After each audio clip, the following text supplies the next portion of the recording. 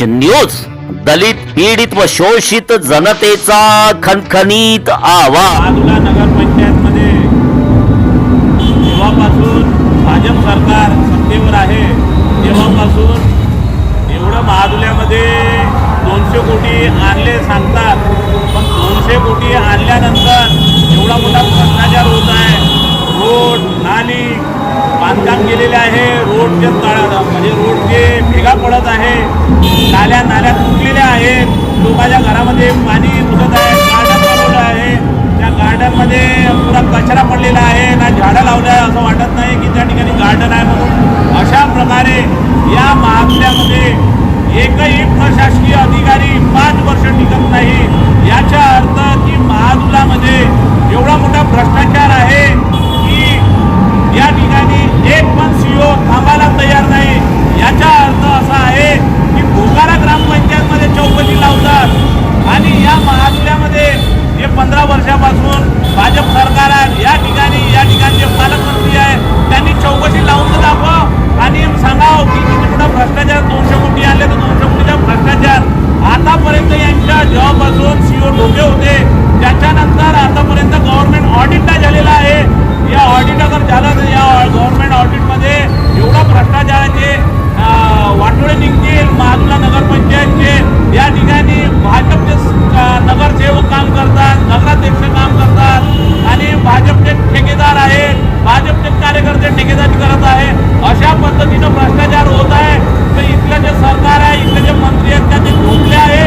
मादुल्यामध्ये खूप विकास केला, मादुला ग्रामपंचायत होती विकास होत नव्हता, पण नगरपंचायत झाल्यावर विकास केला तर विकासच्या भागात झालेला आहे।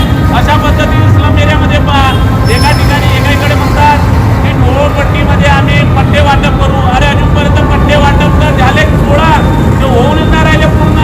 म्हणजे इलेक्शन जेव्हा येईल तेव्हा पट्टे वाटपचा मुद्दा येईल। आणि मागच्या वेळेस सांगितलं होतं माजी मंत्रींनी की आम्ही गोरगरिबांसाठी जे कामगार लोकांसाठी घरकुल योजना करू, त्या घरकुल योजनेचं आम्ही वाटप पाहून राहिलो। माडा कॉलनी बनेल ते माडा कॉलनी अजूनपर्यंत झालेली नाही। म्हणजे अशा पद्धतीनं निवडणूक आली तर यांना फक्त एक लॉलीपॉप द्यायच्या आणि लोकांना कशा आकर्षित करायचे या पद्धतीनं कामगार वर्गामध्ये, गरीब वर्गामध्ये अशा प्रकारे फॉर्म निर्माण करून मत घेण्याचा प्रयत्न या महाराष्ट्रामध्ये सरकार करत आहे। आणि या ठिकाणी भाजपचे मुख्यमंत्री जे आहे ते सांगत आहे की आम्ही खूप कोराडी मादुल्याचा विकास केला।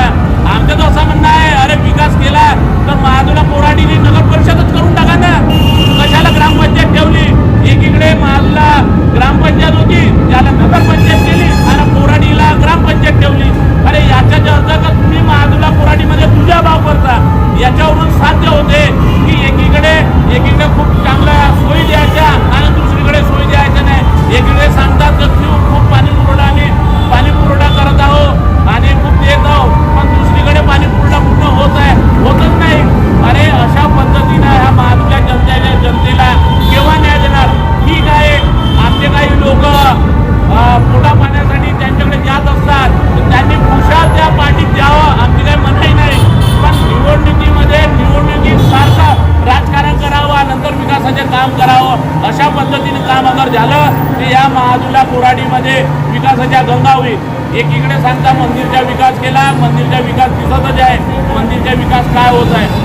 इथल्या स्थानिक जे कोराडीतले बेरोजगार दुकानदार लोक आहे त्यांना किती त्रास होत आहे ते आपल्याजवळ विनोदी करून सांगतात की भाऊ आम्हाला असा त्रास आहे। आम्ही सांगितले की त्या ठिकाणी ज्या तुम्ही मंत्र्याकडे आणि थोडं त्यांच्याकडे करून द्या, कारण की आश्वासन खूप दिलेलं आहे आणि त्या ठिकाणी परिसरामध्ये लोकांना बेरोजगार केलेला आहे।